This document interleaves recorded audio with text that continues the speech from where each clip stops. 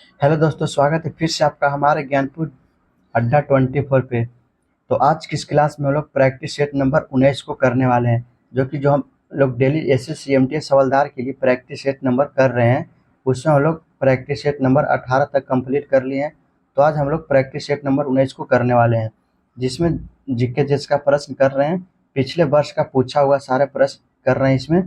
जितने लोग नए चैनल पे जुड़ रहे हैं उनसे रिक्वेस्ट है कि चैनल को सब्सक्राइब कर लें, और वो हमारे चैनल के प्ले लिस्ट में जाकर प्रैक्टिस सेट नंबर 1 से 17 तक का क्लास आप लोग कर सकते हैं। वहाँ पे प्ले लिस्ट में वीडियो लाइन बाय लाइन आपको मिल जाएगा। तो चलिए आज की प्रैक्टिस सेट नंबर 19 को स्टार्ट करते हैं। इससे पहले आप लोग इस क्लास का बाद पीडीएफ लेना चाहते हैं तो आप लोग टेलीग्राम चैनल को भी ज्वाइन कर सकते हैं। टेलीग्राम चैनल का लिंक इस वीडियो के डिस्क्रिप्शन में आपको मिल जाएगा। तो चलिए हम लोग प्रैक्टिस सेट नंबर 19 को स्टार्ट करते हैं।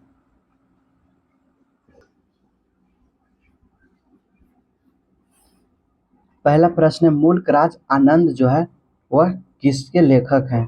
तो मुल्कराज आनंद जो है वह अनट चेवल के लेखक हैं।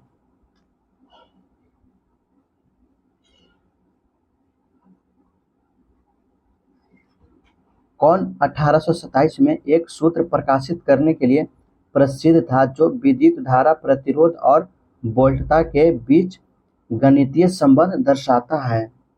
तो वह जॉर्ज साइमन ओम है। इसका जो करेक्ट आंसर ऑप्शन नंबर 4 हो जाएगा।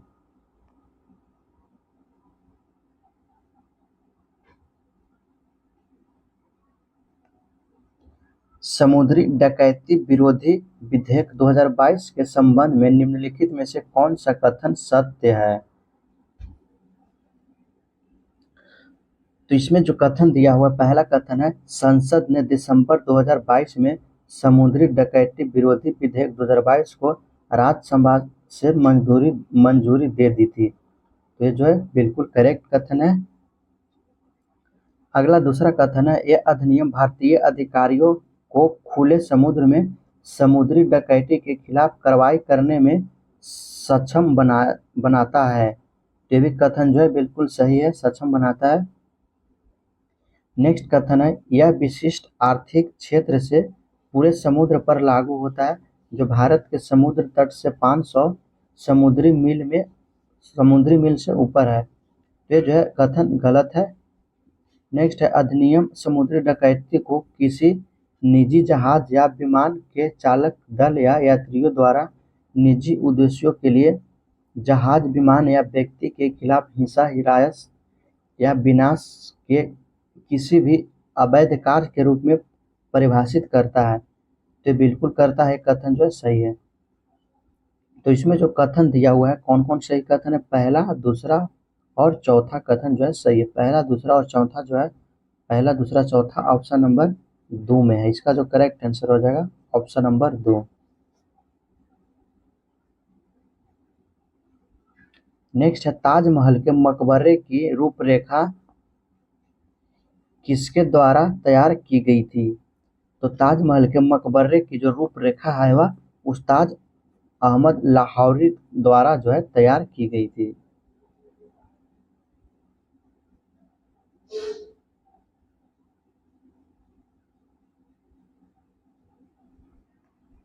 नेक्स्ट है, जेट प्रवाह किसका एक विशेष रूप है? तो जेट प्रवाह जो है वह भूविक्षेपी पवने का एक विशेष रूप है।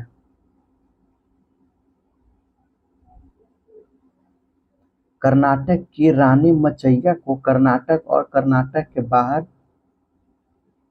को लोकप्रिय बनाने में उनके योगदान के लिए पद्मश्री से जो है सम्मानित किया गया था। तो ये जो है उमत 8 को सम्मानित किया गया था।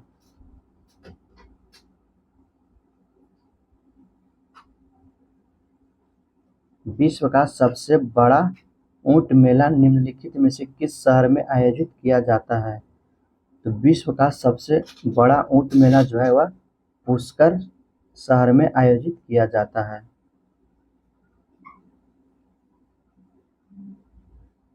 बिरसा मुंडा हॉकी स्टेडियम किस राज्य में बनाया गया था? तो बिरसा मुंडा हॉकी स्टेडियम जो है वह ओडिशा राज्य में बनाया गया था।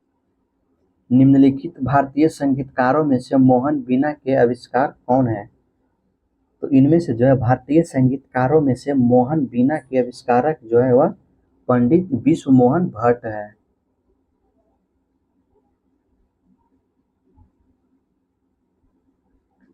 निम्नलिखित में से कौन सा सरकारी बजट में राजस्व प्राप्ति का उदाहरण है? तो इनमें से जो है राजस्व प्राप्ति का उदाहरण जो है वह राजस्वामित्व वाले उद्यम से प्राप्त लाभांश है।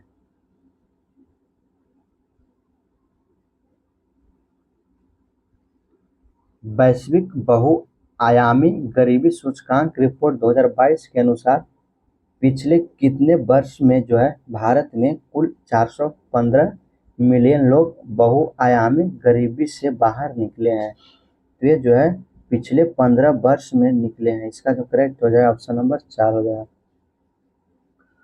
तो आज भी हम लोग डेली की तरह 25 जीके का प्रश्न कर लिए हैं।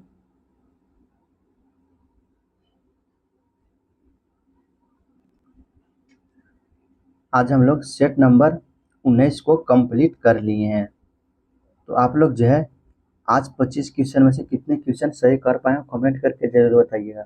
और चैनल को अभी तक सब्सक्राइब नहीं किया तो चैनल को भी सब्सक्राइब कर दीजिए और वीडियो पसंद आया हो तो वीडियो को भी लाइक कर दीजिएगा।